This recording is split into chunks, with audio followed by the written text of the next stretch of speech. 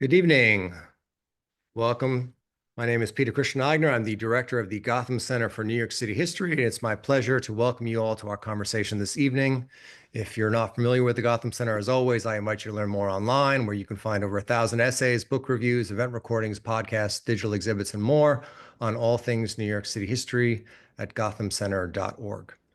Tonight, as part of our regular interview series, we'll be discussing this fantastic new monograph from Nick Juravich discussing one of the largest and most forgotten parts of the war on poverty, the paraprofessional program.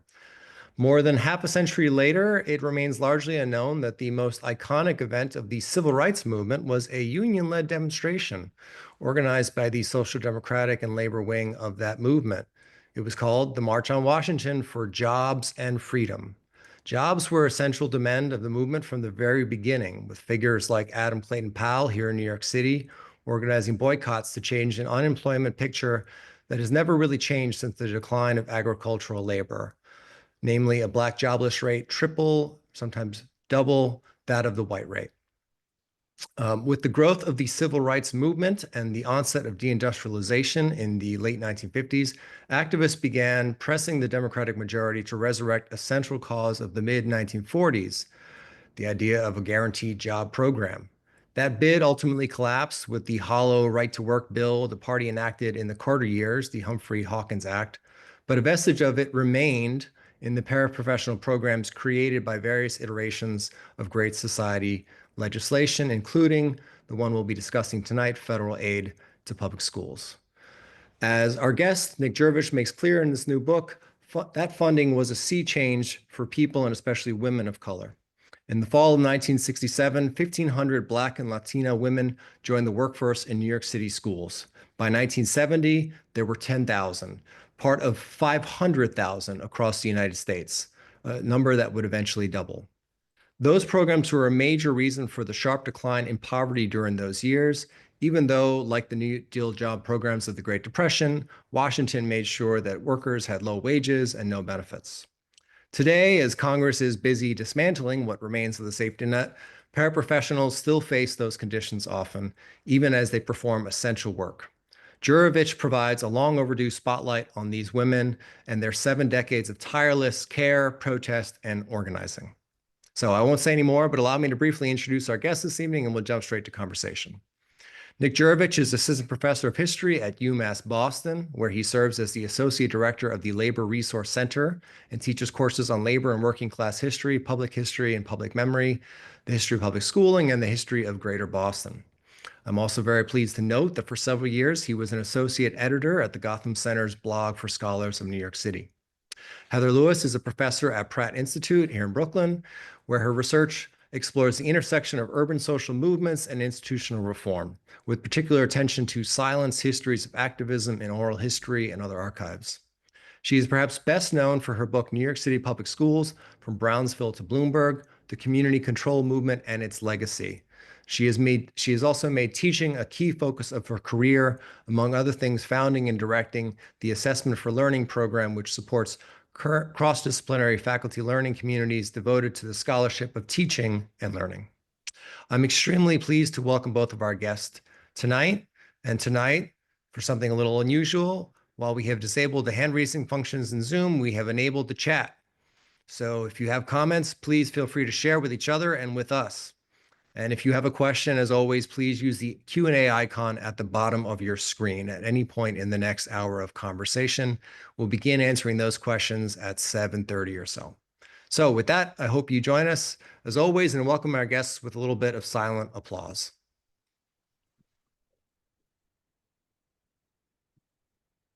Thank Hi. you so much, Peter. Thank you, Heather. Thank you, Nick. So we wanted to begin by asking you, if you don't mind, to put something in the chat, just to tell us what brought you here, what brought you to hear about paraprofessionals in the city and across the country. And if you want, you could put your own role in labor and education. Yeah, thanks, everyone. We'd love to know who we're speaking with. And yeah, make this as much of a conversation as we can, especially in the second half.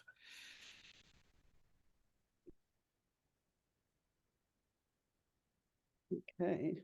Okay, well, while you're doing that, I'm going to briefly talk about the book in kind of broad terms, and Nick will go much deeper, I'm sure, in his part of the talk. And we're also going to talk about the past for a while, but not only.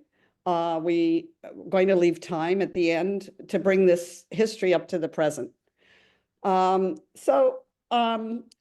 I just want to say, note the book subtitle, How Paraprofessional Labor Changed Education. A subtitle sometimes gets lost, and this is a really important one. It's not about how education changed paraprofessional labor. It's how paraprofessional labor changed education, and not limited to schools, education writ large. And it's one of its major contributions, because education in the book occurs in many places, many historical moments, but it includes communities, social movements, anti-poverty organizations, as well as schools. And it brings together social movements for community control, Black power, and welfare rights with paraprofessional organizing and labor. It includes parents as well as children. It goes broad, but it also goes deep.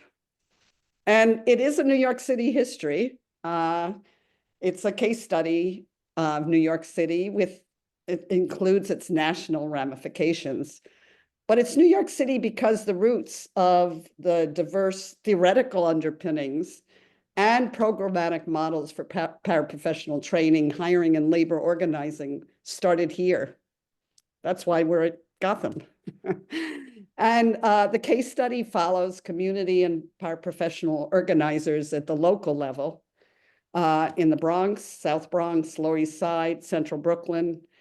But it also looks at the intellectuals and administrators at the upper levels of policy and administration.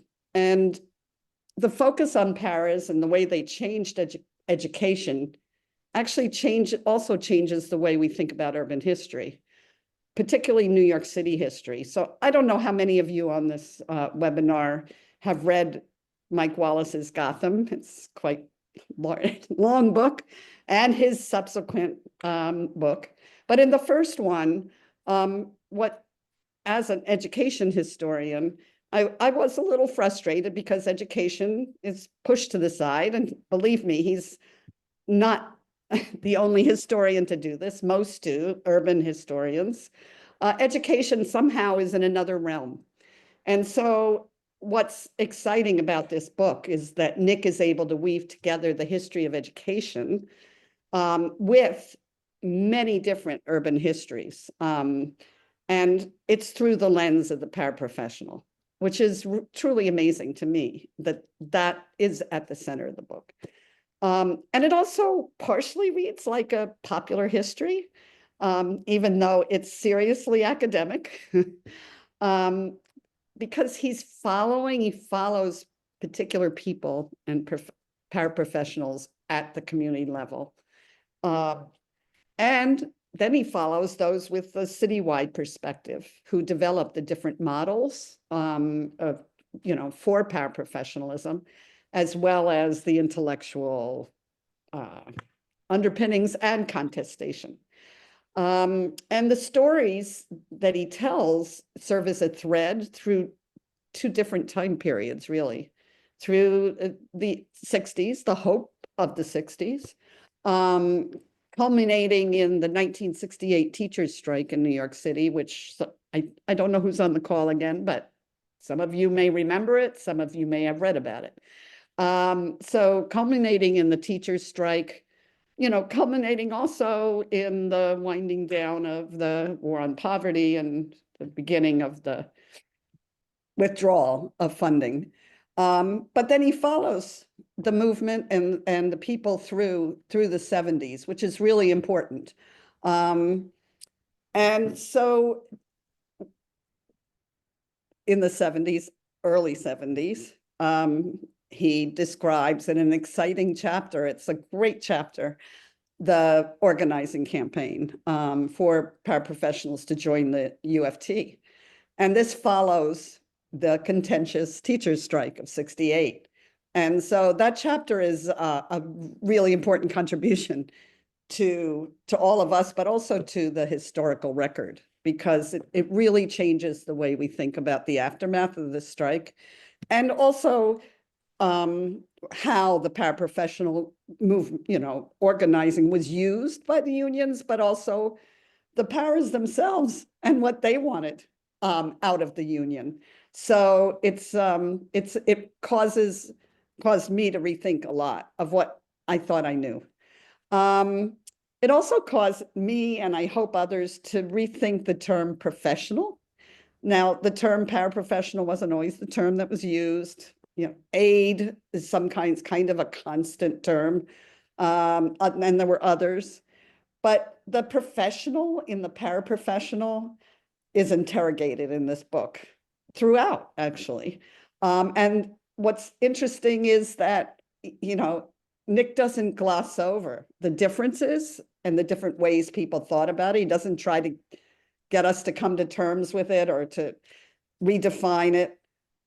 He just describes the different ways of thinking about what a professional is and and therefore what a paraprofessional is.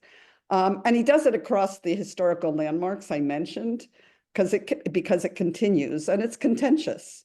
So, for example, you hear about the tension between Frank Riesman, is that how you pronounce his name? Okay, Frank Riesman and Preston Wilcox, both former social workers, but now Riesman is in charge of a large anti-poverty program, and he's in charge of paraprofessional programs and training. And Preston Wilcox is also, but he comes out of the community control movement. Riesman comes from a different background and, a different academic background, actually.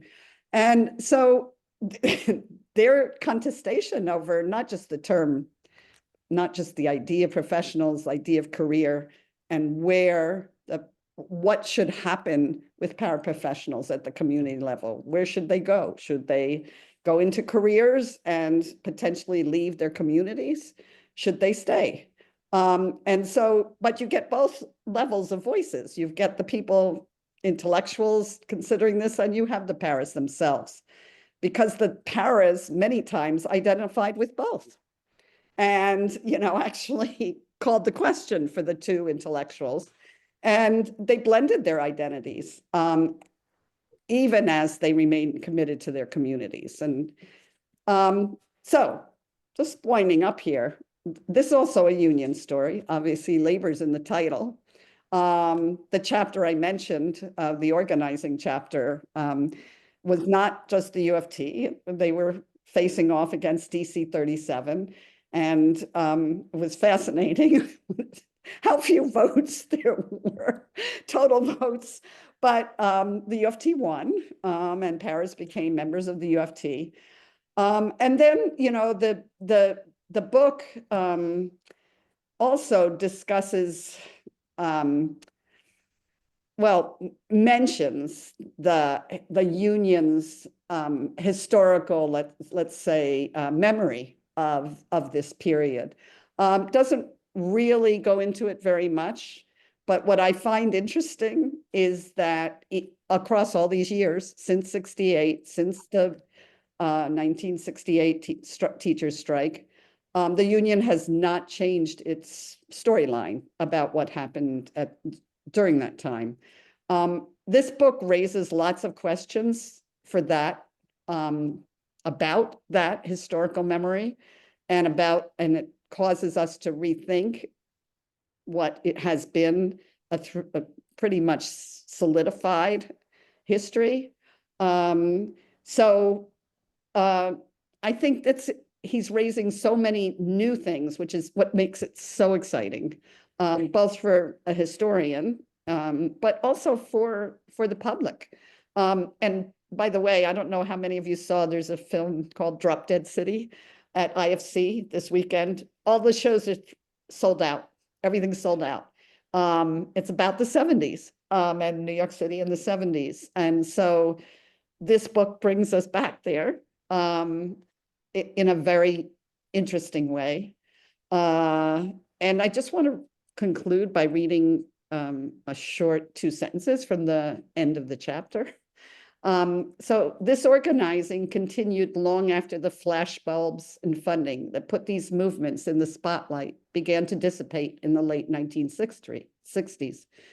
The history of their organizing in the 60s and 70s cannot offer simple lessons or portable models, but it can help us think anew about how we might strive for such a future today. So I recommend you read this book. Thank you so much, Heather. So where should I begin? Is there a question for me to kick off? Perhaps maybe let me start by saying I'm so grateful to be here. And as Peter mentioned, I was an editor here at the Gotham Center for the blog for several years. And in a really sort of delightful full circle moment, the first thing I organized for that blog was a roundtable on new histories of education in New York with a bunch of fellow graduate students, many of whom are now off teaching at different universities. And when we needed someone to offer comment, we went to Heather Lewis. So Heather provided the comments on that. So did Brian Purnell, should note. Very grateful to them both. And it was a great kind of moment of just shared community and scholarship. And really, when you're writing a dissertation and in that graduate school moment, having those connections between scholars who are a little further along, as well as with your peers, really gives you some faith that the project might one day actually live in the world as a book, as it does now.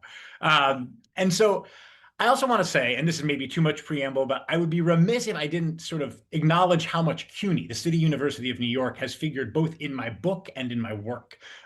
Maybe we'll come later to the way in which the first United Federation of Teachers contract for paraprofessionals created a career ladder program that was absolutely immense in the newly expanded open enrollment City University at a time when it was growing rapidly and opening up space for so many people to come in and get education, we should note, free of charge.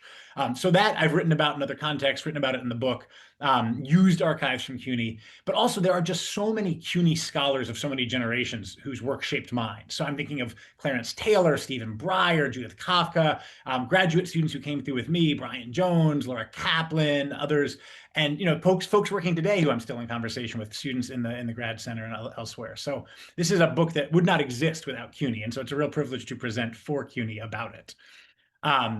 So I wanted to start, maybe say just a couple of quick things and then hand it back to Heather. One of the questions that I had right off the bat with this book was, where does this category of work come from? And the first chapter makes an effort to kind of trace the evolution of a series of ideas about education and work and who should do it that really start in the baby boom era. And that's the kind of crisis moment that leads to the creation of this new position. Because of course, schools are overcrowded all over the country. And school districts would prefer not to hire more teachers because that is expensive and because teachers are already starting to organize. And one of many ideas, and there are a great many really wild ideas in this moment for staffing schooling, but one which actually comes from the folks at the Ford Foundation is the creation of this new category of work called a teacher aide. And their vision is very much what we might think of as Taylorization, right? The division of labor in the industrial context moved over to the educational context. And actually, Ford sends a group of researchers from Dow Chemical with a survey to go through schools and figure out how often a teacher is teaching, by which they mean standing in front of a classroom imparting information, and how often they're doing anything else. And the idea behind hiring of teacher aides is that all kinds of work that we would recognize today as the work of education, working one-on-one with a student, comforting a distraught child, talking to a parent after school, and yes, menial labor, absolutely, helping to clean up or tie a shoe or, take something down to the office, but also a lot of what we would think of as care work, as well as work that is just because it's one-on-one, certainly educational, they believed could be outsourced to aides, who they would define right off the bat as local mothers. And the vision, of course, was that you could, just as teachers had been gendered, you could pay this gendered workforce much less, essentially pin money, and that they would only work out of love, right? They wouldn't even ask about their salaries. And right from the jump, we should note, the people who came in and did this work made more of an impact than anyone expected. They quickly generated connections between school and community that seemed like they held real possibility, and they wanted to get paid better, and they actually wanted a path to training to become educators themselves. And this is present from the jump. There's this tension between a kind of top-down vision of a stratified and unequal workforce that we see in so many sectors of our economy today, right? Healthcare, social work, et cetera. But also a kind of bottom-up impulse that says, what does it mean to hire residents of our communities to work in public schools? What could we do differently if we have that conduit between parents and teachers, between school and community. And it's that idea that catches the attention of so many New Yorkers, particularly those working in the civil rights movement and early anti-poverty programs, and also some educators, some unionized, some working in other contexts who say, there's an idea here. And so I follow different organizers in the Lower East Side in Harlem who really take this and run and start to hire local residents in these parent aid positions. They reconstruct that name to sort of suggest that they will represent parents in public schools, that they will connect parents to public schools. In some cases, administrators kick them out of public schools because these folks are initially paid or hired on a kind of ad hoc basis through money that comes through programs outside of schooling. And so there's a kind of push then that starts to emerge to say, how can we get this role, these workers, this idea of, a sort of community-based workforce into this pre-existing school aid idea? What's going to be the mechanism for that? And the answer, as you heard Peter say at the beginning, is this war on poverty, which is a very diffuse and in some ways contradictory set of programs, right? There's a great deal of literature on this, and if anyone wants to get in deep, we can do that in the questions. But the Elementary and Secondary Education Act of 1965, which is still around in many forms of reauthorization, it's what provides the Title I program, that's its biggest kind of piece, allocates a huge amount of money, over $1 billion for the first time ever. The federal government really takes an active role in education, specifically to address the education of children living in poverty, and specifically to effect, as many war on poverty programs explicitly tried to, the maximum feasible participation of poor and working class people in the systems that govern their lives. And it's that money combined with this huge swirl of activism. And I can't do it justice in just this moment. But as Heather mentioned, I try to bring many different strands of it in from really sometimes even conflicting, or at least, groups in tension, both in communities and in unions. But there's this embrace of an idea that we can use this new federal money to hire workers who will actually do instructional work. They will improve instruction in the classroom in a variety of ways. They will connect school and community, and that'll be part of their job description. And they'll have a path to advancement and ultimately become teachers, at least some of them, because that will help desegregate the teaching corps, and that will help to better sort of replenish a teaching corps from neighborhoods that have been disconnected from school and community by virtue of kind of divides of class and race. And so this is a kind of moment where this all kicks off. And as Heather mentioned, it's right at the same moment that massive conflict over public schooling are coming to a head in New York City. So I wanted to give that intro, lay that out a little bit. And Heather, I know you have a number of sort of questions and thoughts for me about how to think about that kind of conflict in that moment. So maybe we can go back and forth there. Oh, you're still muted. That, I guess it does it for me. I just want to mention, I got a chance to look at the chat. I am so encouraged. There are at least 2 high school students here learning about the history of education. It's just amazing to me that you're here and that you're learning that in your government class of all places. So welcome. And then there's, teacher trainers here, and people outside of education, but connected to education. I love this, the school transportation. So thank you all for being here. I'm sure there's others, but back to this confluence of the para movement growing in New York City, and a strike by teachers, and which, according to many historians, divided the city racially, mostly racially. That's not necessarily by class, but by race, divided the city for years afterwards. And so I think what's important here, and Nick just alluded to it, is what happens when so the strike occurs, there's bitterness, there's anger, and the UFT is in a more powerful role after the strike. The UFT actually influences the legislation that decentralizes New York City into 32 community school districts that have some degree of local control, but not what the community control movement envisioned. But there still is a decentralized school system in 1971, when 71 is when The campaign occurred and paras joined the UFT. And I just wanted to mention, by the way, that I was a paraprofessional for 2 years. And I also went to CUNY when it was free, to a community college in CUNY, free tuition. But that strike occurs, the organizing campaign occurs, paras join the UFT, they choose to join the UFT and not DC 37, even with all of the contention. Particularly many of those paras were part of the community control movement or worked with the leaders of the community control movement or were living in communities and working in schools where many people remembered, had very visceral memories of what had happened.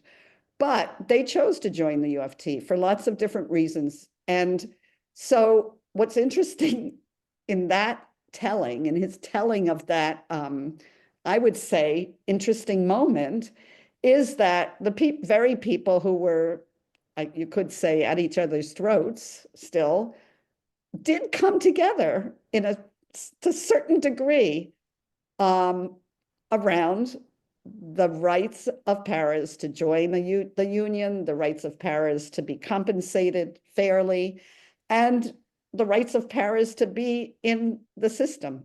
So it's as if, there's a war going on and all this other little thing is happening around the corner. People are leaving the war and going and settling an agreement. So it's something to dig into because I just read about it. Yeah, and I would, this is something I think about a lot because I think, and we can come to this later, this sort of story has lessons that I think are really valuable for educators and organizers today, right? I am a unionized educator, right? I am part of a union in Massachusetts, the Massachusetts Teachers Association, that has put what the NEA calls ESPs, or education support professionals, but paras in their schools, kind of front and center in a lot of campaigns recently. And I see a lot of connections and sort of productive parallels here. But to go back, right? So what's really fascinating for me is that when I first sort of began to hear about this story, and I heard about it from some UFT organizers, one in particular, Velma Murphy Hill, who had been the lead organizer of the campaign. I want to come back to Velma in a moment. The union's sort of story is that this is something that happened after 1968. And that's true. That's when the initial campaign, the vote to join the union, and then the contract campaign take place. But as I sort of looked at this, I really came to understand was that paras went to work before that strike and built this incredible grassroots solidarity with parents and with teachers, right? Kind of at this very nexus of tension in a year that led up to those strikes. And so the kind of hiring process is that there's a trial period in the spring of 67 of 75 paras in kindergartens. There are 1,500 women hired in the fall. And by as Peter said, by 1970, there are 10,000 in New York. And that speaks to the availability of funding, but it also speaks to the idea that these programs were working. And what was so interesting was when I began to interview people who were in the first generation to do this work. And I should acknowledge here, I could not have done this work without just the incredible generosity of oral history narrators, right? People, longtime activists and educators who sat with me, shared their time, shared their stories. And I needed that because there's a lot of writing about paras, right? Because they're part of these bureaucracies and these laws and these bills, but there's not a lot of para voice in those kind of official documents. And so if I wanted to understand their experience and their organizing, I needed to talk to them. And so there's a huge sort of debt of gratitude here to them and for that contribution to this work.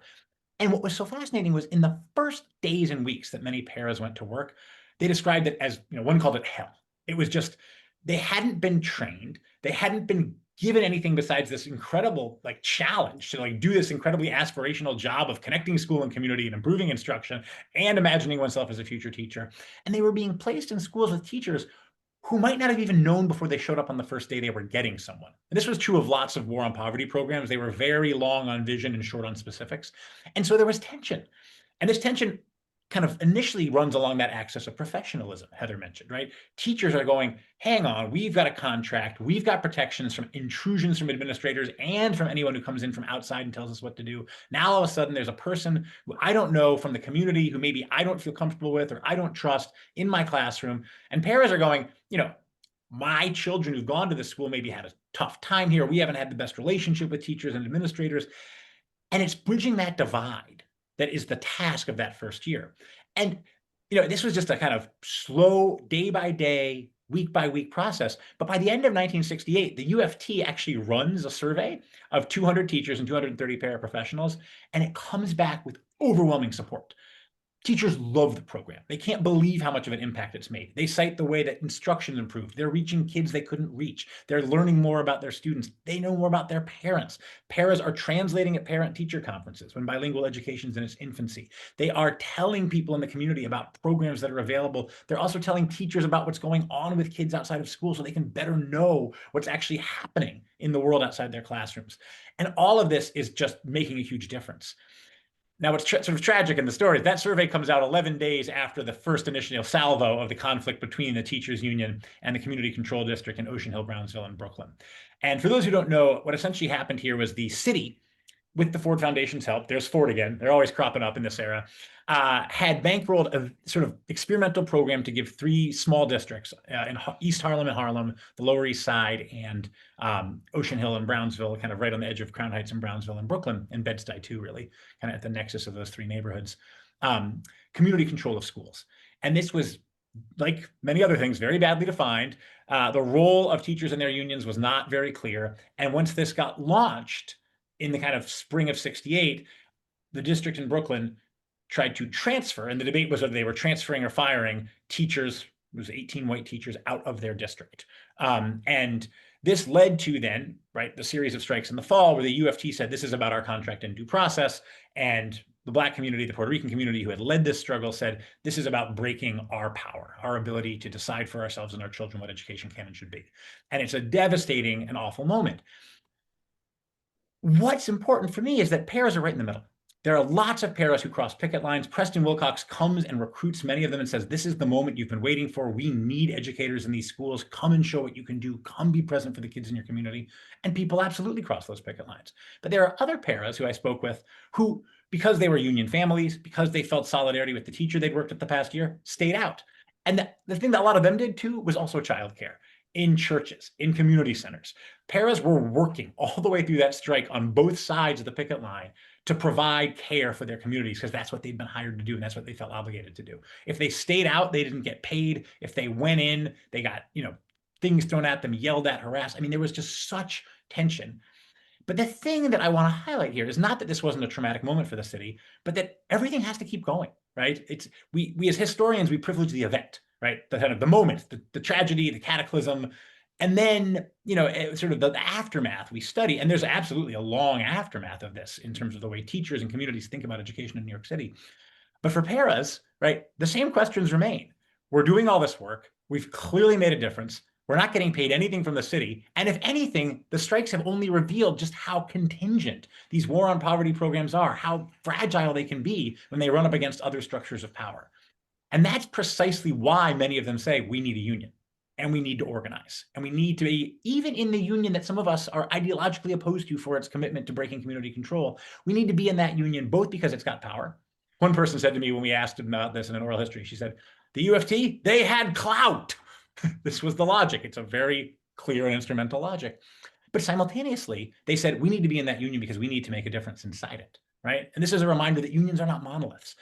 It's absolutely the case that the UFT was a very top-down union then and now, and this was a real tension because we can ask, you know, good questions about whether there was the space to make that change at this system-wide level. But many paras in the 70s and after, as they entered into these union chapters, made huge impacts, right? Not just on their school, but on the union, on the way the union related to the community. And so that's the kind of impetus. That's what brings them into the union. And it's a very close vote, as Hedra said. It's 53 votes.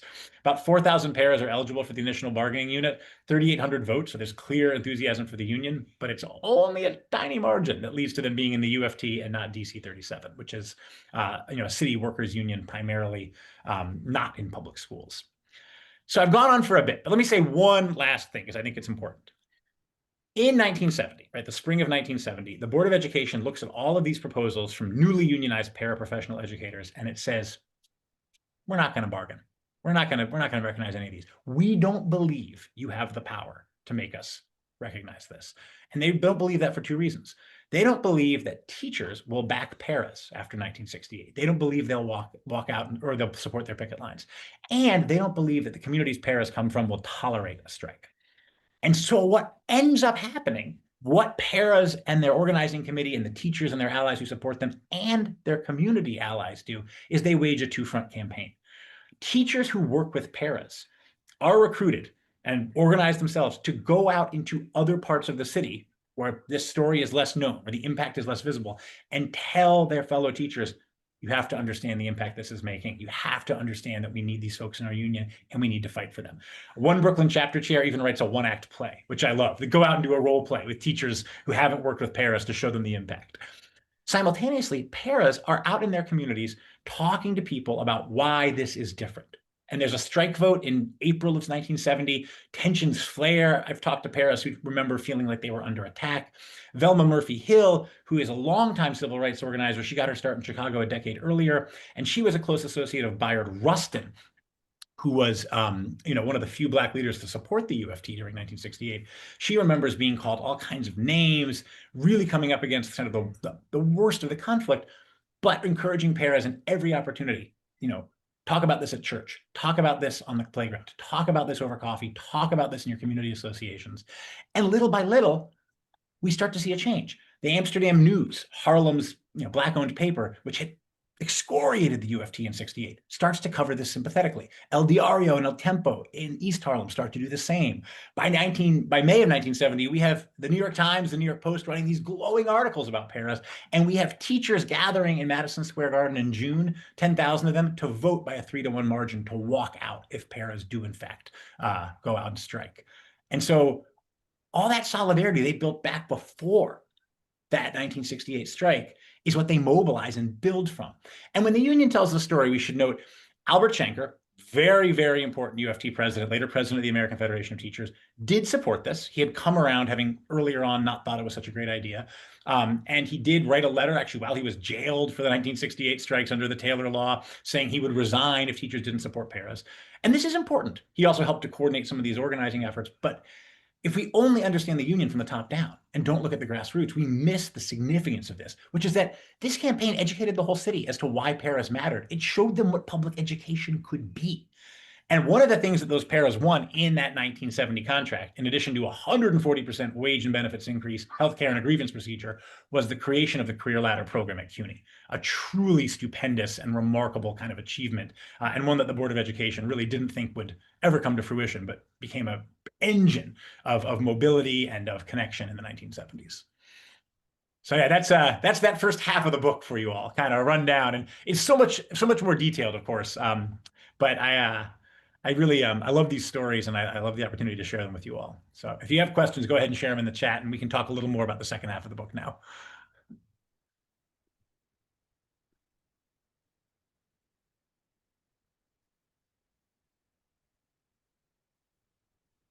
Well, shall we turn to CUNY?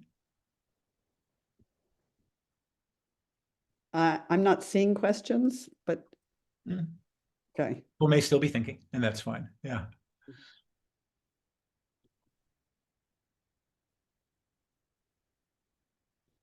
Okay.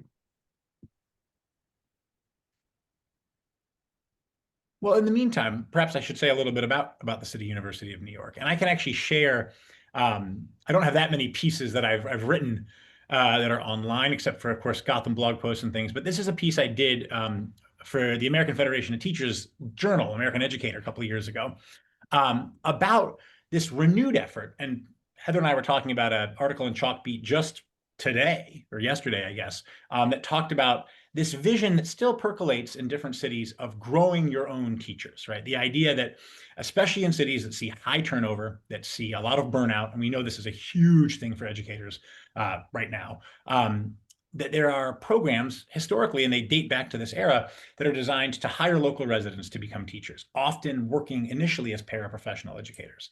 And that, again, was a big part of the vision that these programs developed, and different people had different reasons for it. If you talk to someone like Velma Murphy Hill, who, again, she was part of that world of Bayard Rustin and A. Philip Randolph, who believed in uniting the civil rights and the labor movement, she described this as affirmative action without quotas. This was a way to bring Black and Latina and Asian American and working class white educators into a system that needed them from the communities in which they worked, right? And sort of leveraging all of those things that paras did even more by giving them the opportunity to become teachers. But we also, we should note this is a moment of radicalism at CUNY. And one of my favorite sort of things to tell people about this moment, this goes for our high school students here too. I love, again, the sort of panoply of different educators and people at different, experiences of education we have. There's a huge movement among high school and college students in New York to demand a free and open CUNY, right? To demand that the city expand the system, and they do, creating new community colleges so that any New Yorker can go for free. They have open admissions. And they articulate, right? The students, high school students even, articulate a demand for hiring residents from their community and training them at CUNY. In fact, out in, I'm going to forget the school now, but one of the schools in Queens, there's a struggle over bringing police and school security guards in the late 60s, early 70s. And Franklin K. Lane. Franklin K. Lane, exactly.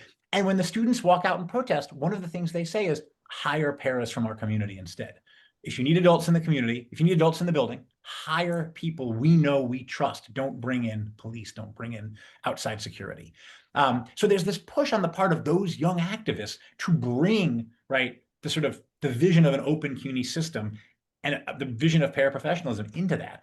And then simultaneous to that, in the summer of 1970, right in the midst of this contract fight, it comes down from the Board of Ed and from the City University of New York that any high school senior who has graduated has access now to the City University, and they can enroll. But they have to know that they can enroll, and everyone's gone home for the summer, right? They don't have the kids in school anymore. And it's paraprofessional educators, because they live in the community, who go door to door, in some cases, knocking and finding students and saying, hey, if you graduated, you can enroll in CUNY. And they found this great record, the Harlem Community Education Center, that was based out of the IS 201 complex, basically sends paras out to their community saying, find those high school students, let them know they can go to college.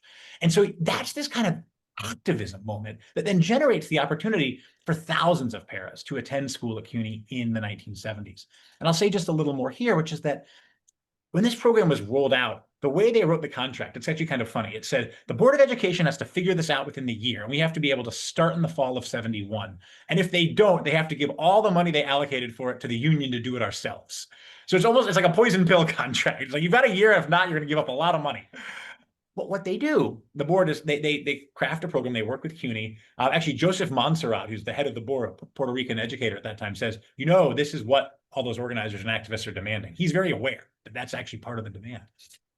And then in the fall of 71, that when they can first register, a lot of the board members had been very dismissive of this, saying, do paras really have the time? Do they have the motivation? These people are often older, they're mothers, they're busy. And Velma Hill tells a great story about driving to that you could register at UFT borough offices, and driving from office to office, and there were lines out the door and around the block.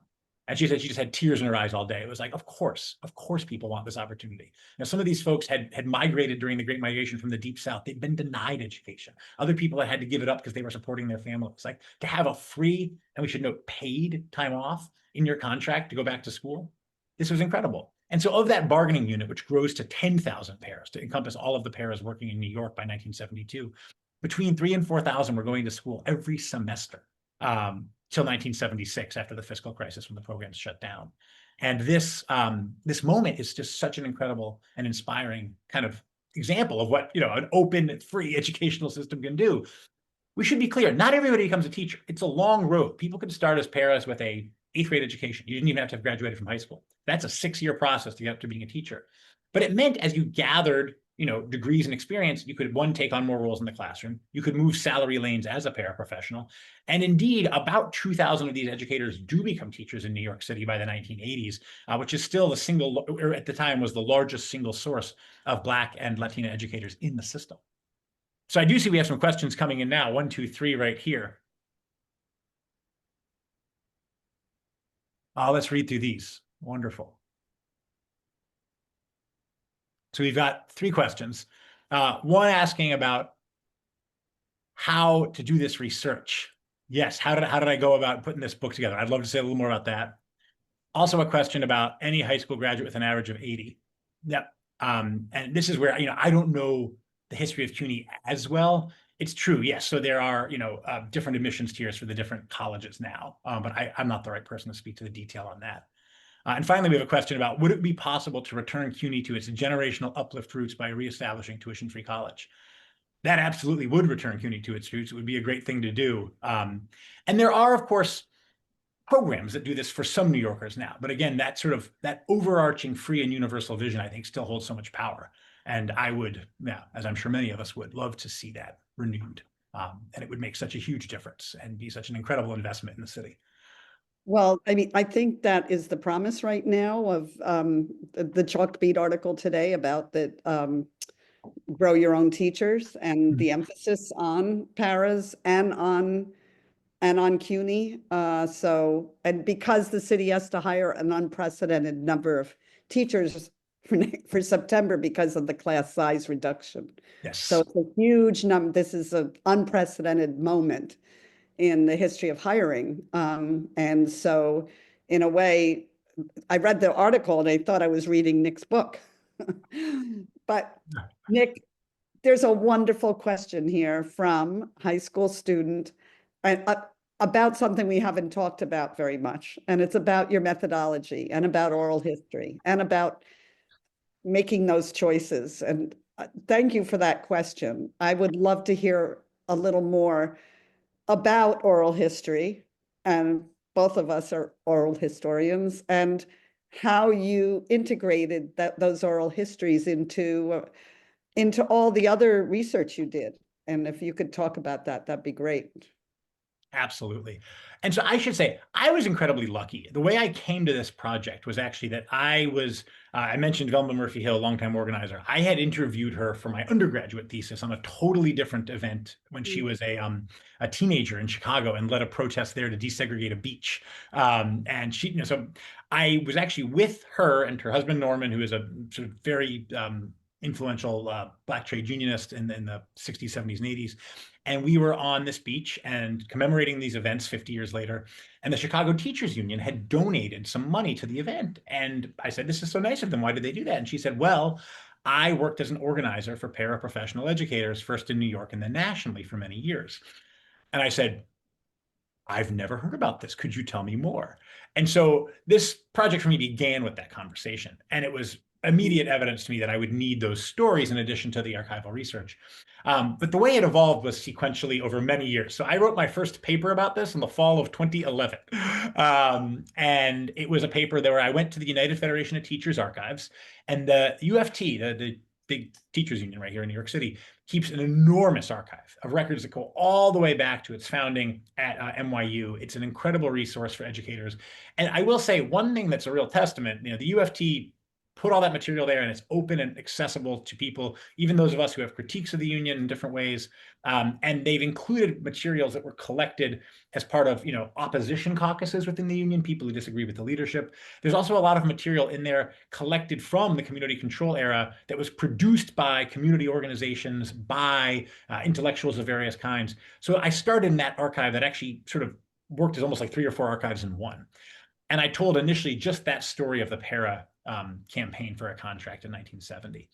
And then what happened was there's a kind of iterative process where I did this paper and then I talked to people about it, and they said, well, where did this category of work come from? And what happened afterwards? And you said there was a program at CUNY, but did that even work? And what about these folks? And what about that? And what about this? And so I tried to keep a running list of these questions and started visiting more archives. But to come back to the question of oral history, there were a couple of ways in which I developed that side of the project. One was what's often just called snowball sampling. When I would interview someone, I would say, hey, who else should I talk to? And so in the book, there are these networks of voices, people who knew one another, who were part of different groups within the union or different community control organizations, and who spoke to me in part because someone said to them, hey, this student Nick is working on the book, would you talk to him? And then when I'd finally done about 20 or 25 of these, I'd also been very lucky to find interviews with people who were no longer with us, that were done earlier, that are in archives around the city, often transcripts, physical copies, that have been typed up. And so I kind of grouped this material all together. And when I wanted to start really writing the chapters and making sense of the project of the dissertation a few years later, what I actually did was I sort of gathered the quotes from the transcripts. I printed them all out and I have multicolored highlighters. This is very old-fashioned of me. And I basically went through marking which chapter I thought the quotes belonged in. And then I created this big, like 45-page document that had my chapters as if they were only written with oral history, with none of the archival material, nothing from the newspapers, nothing from the Union or the Board of Education or the National Archives. I put all that aside. And looking at that document helped me solve some problems. And it also made clear to me where I had convergence, where there were moments where the story confirmed what was in the archive, and places where there was tension. And so then I used that to start sort of diagnosing these problems, like where do I need to explain something, and trying to solve them. And one example I'll give that for me was sort of very much an oral history problem was that if you look at the records, it's 100% the case that not that many, a small percentage, maybe 5% of the paras who went through the CUNY program ever became teachers. And critics have rightly pointed to this and said, the union said this was going to be this giant teacher training program, and really most people didn't actually have a chance to do that. It didn't work as they said it would. But when I interviewed people, they came back again and again to the existence of the career ladder, even if they didn't take advantage of it themselves.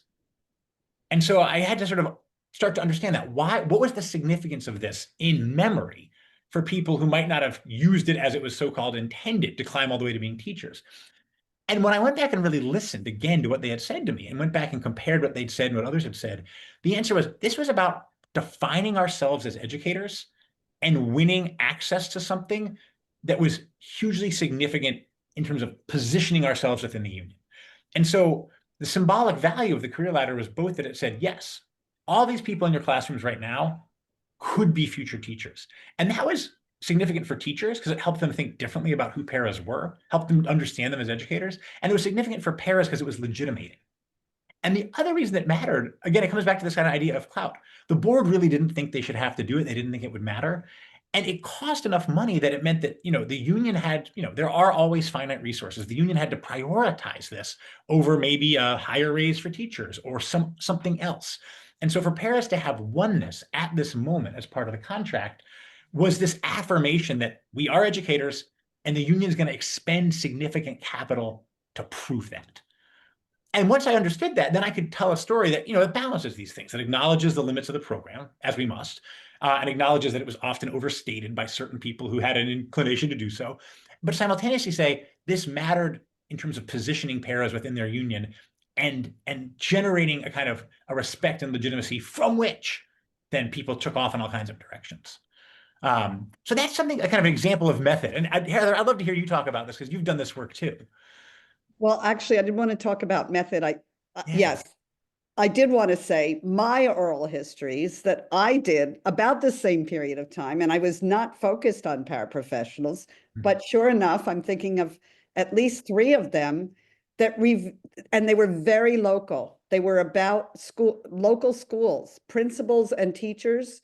One school, mostly African-American teachers and principals, who made it their commitment when this happened to helping all the paraprofessionals in their school become teachers. So that they also, it wasn't money necessarily, it was a scaffolding, a support structure, because people had to go teach all day and go to school at night and have children and families. So they figured out, in this school, how they could, number one, get them started, because that was always the hard part, then help them throughout. And when they decided maybe they would quit, keep them going. And I can't give you the numbers, but they said, for them, a significant number of their paras then became teachers and stayed in the school because it was a very tight-knit community. And because in that school, teachers were meeting every Friday night.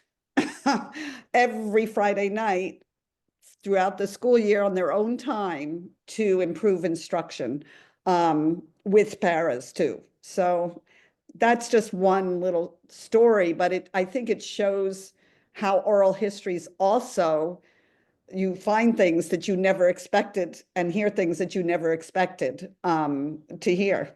Yeah.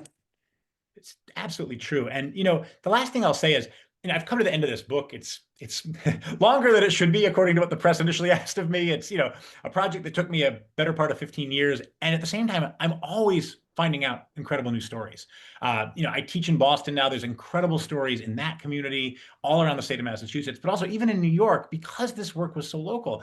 Now, Heather, you just told one I didn't know, but there's also, I'm sure there are many other schools, many other examples all throughout, not just the period I kind of focus on. My book wraps up, and I can say why, kind of in the early 80s in a lot of ways, but into the 90s, into the 2000s, all kinds of examples of this work happening. And one of the things that I, sort of feel strongly about, and we could talk a little about the present maybe, is that, the work doesn't stop. The movement that kind of allowed Paris to win these transformative gains is really kind of under attack by the mid to late 1970s for a variety of reasons, and we can come back to that. But Paris keep working. And they have, and they continue to, and they make such an incredible difference in our public schools. And they deserve, as some districts have started to sort of, fight for and win. I should say some unions have started to fight for and win. They deserve living wages. They deserve fair contracts. They deserve all of the things that they won, but have kind of been whittled away in the intervening, several decades.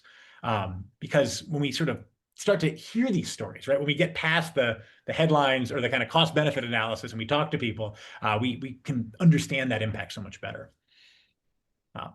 Thank you all for these great questions and comments, by the way. I've tried to drop some things in the chat in response a little bit, as well as somebody asked if we had social media handles. I don't. Yeah, I did drop mine in the chat. I should confess I'm not as active as I probably should be if I'm promoting a book.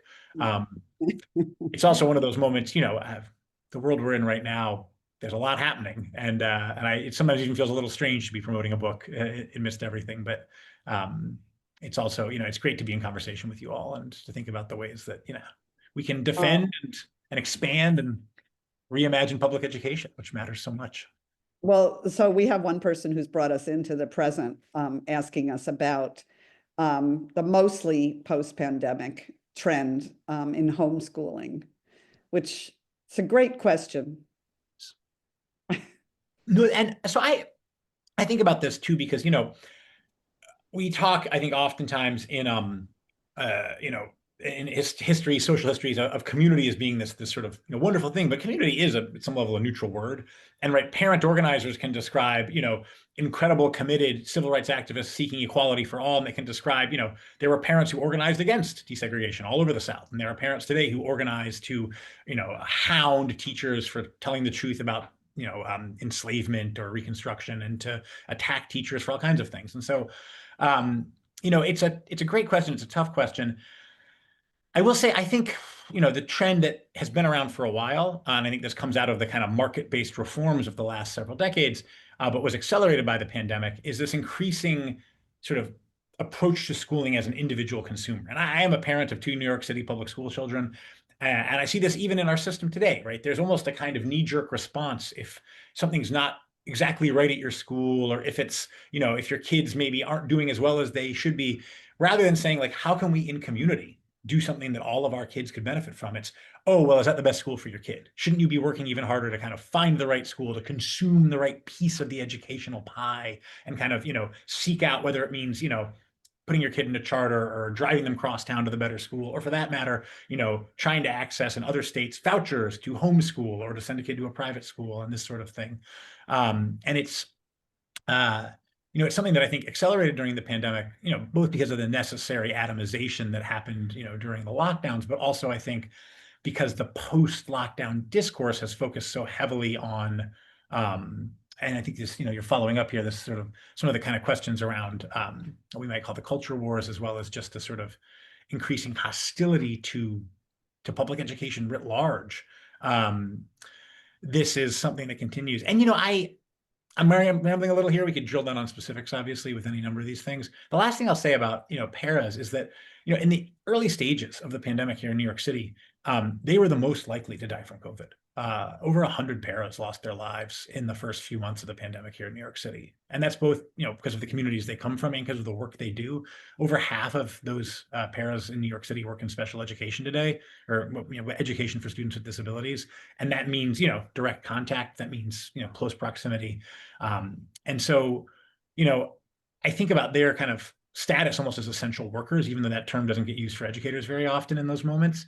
And then simultaneous to that, I think about how, right, for students who have real needs that paras deliver on, bilingual students and students with disabilities, Their constitutional rights aren't going to be realized by this market system. They're going to be realized by people working together in community. And that's why it's so important, even in this moment of kind of dissipation and attack, to sort of reaffirm the value of public education and reaffirm the place of paras within it. So there is a question about, did charters and religious schools hire paras? Well, charters weren't around, But but what about the private schools and religious schools? Did you look at that, Nick? I didn't look closely, but they do. And they mostly call them aides. And I will say, in the context of private and charter schools, these roles are much more hierarchically positioned. So these are roles where, the aide, as envisioned by the Ford Foundation and administrators back in the 50s, is sort of more the model for their work. There's a lot less of that kind of, hiring people who will have a kind of expanding role and ultimately become educators. And there's a lot less of that community school conduit work as well. There was a question, which I'm not seeing anymore, but it's very provocative about, well, do you go in the direction of institutionalization or institutionalism, meaning the Department of Education, the Board of Education, which was called then, or do you drill down and give more choice or more agency to individuals? And I think that kind of tension or actual pull was happening in the very period that we're talking about. And community control was in direct response to the failures of the institution, first to the failure to desegregate schools in New York City. That was number one. And that caused community organizing around, if you're not going to desegregate our schools, then we want to decide what happens in them, and we want self-determination. So that was, in a sense, it was an individual agency, but it was local agency. It was community agency against the institution that had failed those communities, and not just in schools, as we know, it was everything. And that's something we haven't talked much about, but it was housing, it was all city services, garbage, it was everything. The city's institutions had failed particular communities in New York City. And so community control was part of, a broader organizing in hospitals, in housing, public housing, to fight for better conditions. And the terrible part of this story really is the fiscal crisis, how you have this period where that organizing is beginning to pay off in a way, and being recognized at least, and exposed, the conditions exposed. And then the fiscal crisis comes and then wipes out a lot of gains that people had made. And I just want to say one thing about the book, which I didn't realize, and I want to make sure I got it right, Nick. Mm-hmm. The fiscal crisis happens, many teachers get laid off, but the paraprofessionals don't get laid off as much. Oh, no, they do. No, 2/3 of them. Oh, I thought you said that. Okay, go ahead. No, so paras do get laid off. I hope I got this right in the book. They get laid off. What happens is they're brought back under another federal program called CETA, right? The Comprehensive Education and Training Act. And because paras had been employed on year to year, because their seniority worked differently, it was less devastating than it was for teachers who lost jobs and lost sort of their position in the system. But at the same time, this was a really cataclysmic moment, because even though the para workforce takes a really sharp dip in 75 and 76 and then comes back up, what happens in the kind of post-fiscal crisis moment is, one, the CUNY system is gone overnight, because CUNY starts charging tuition and the Board of Education has no money to pay for anything. So that just disappears. And then secondly, when Ed Koch is elected in 1977, he comes in and, over the advice of his own appointed schools chancellor, singles out a very limited ask from the paras in the UFT contract, essentially to have 12-month instead of 9-month contracts, so they wouldn't be on unemployment during the summer, and says, I don't want to set that example. And it's very targeted, because it's about rebounding who counts in the city, right? Professional teachers, sure, they can have a contract. It's not going to be good, but they can have a contract in Ed Koch's New York. But Black and Latino working class women who provide for those communities, they're getting written out of Koch's contract, right? These are the people he's constantly attacking and demonizing with all the same language that Ronald Reagan does, right? The stereotype of the welfare queen, the kind of hideous attacks on welfare and poverty as being sort of personal conditions rather than social and economic formulations. And this is very targeted. And paras are kind of at the tip of that attack from Koch in the same kind of first term chaos that he generates by closing Sydenham Hospital in Harlem and all the rest. And so there's actually in the late 70s across the US, there's a brief dip as kind of count of many fiscal crises and also the ending of federal funding in the hiring of paras. And then it ticks back up again because, again, there's so much work to be done. And paras are a kind of like essential worker category. They're doing all these different things. There's a comment in the chat about special education and education for students with disabilities. And that's something that grows because of Supreme Court cases, right? Because students that had never been sort of able to access public schooling now have access, but they need support. And that support comes almost entirely, I saw other people mention this, right, from IEPs, from paras. And that work becomes what about half of paras do in New York City and even across the nation today. So it's absolutely essential work to guarantee what are now constitutional rights for students. And at the same time, it's often incredibly underpaid. It's incredibly isolating for certain categories of it. And it doesn't get the recognition it deserves at the city and state level. Now, there's an interesting question here about G&T programs. And the sort of question of the many mechanisms of segregation comes up a lot in the literature. And this is not something I directly engage, gifted and talented in my book. But there is, I think, a lot of a discussion about sort of how different systems of tracking within schools and within systems come to sort of shape the next generation of inequalities in schools after the kind of struggles over desegregation and community control in the 60s and early 70s. And yeah, it's an ongoing kind of debate in the schools in the city. And, I can sort of weigh in as a layperson, but it's a really important question. And I appreciate it.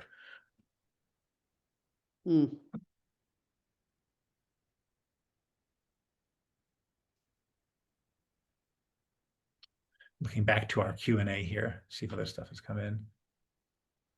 Well, These are great questions, everyone. Really very, very grateful to you all for staying on tonight and for being in conversation with us. Yeah. To those high school students, I would say who are here, get in touch. I don't know if your contact info is there, Nick, but if you not only if you have questions, but if you want some ideas about what to read about this history, or where you might go to look at some archival sources, which is an interesting thing to do in a class. Yeah. I mean, I'm guessing if you all are in that class, you've got a phenomenal teacher already, and good on them. But I just put my email in the chat. There's nothing that makes me happier than talking to educators and students about this work. So if you have any questions, if I can be of any use, I mean, you can find that online too. I've got a little faculty page, but would love to have a chance to continue these conversations if anyone would like to. Okay, well, I think we can wrap up, Chris. Sorry, Nick. Looking at the chat. Well, not before I get to jump in and say thank you, Heather, for your fantastic questions, and congratulations, Nick, on a fantastic book that we've been waiting for at the Gotham Center for years. You did not disappoint. Me long enough. Yeah. I want to remind everyone that there's a discount code in the chat for the book. And if you somehow missed it and want to reach out to us, we'd be happy to provide it later.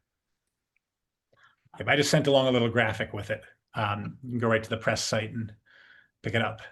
So I may have interrupted you, Heather. I don't know if you had something to say, but otherwise, I want to wish everybody a good evening. Thank you for joining us. We'll have another Gotham Center event in a couple of weeks. This will be posted onto our YouTube channel soon, and we hope that you all go out and read the book and learn more and enjoy tonight's conversation. And thank you again. Thank you all so much. It's been a real privilege. Good night. Bye.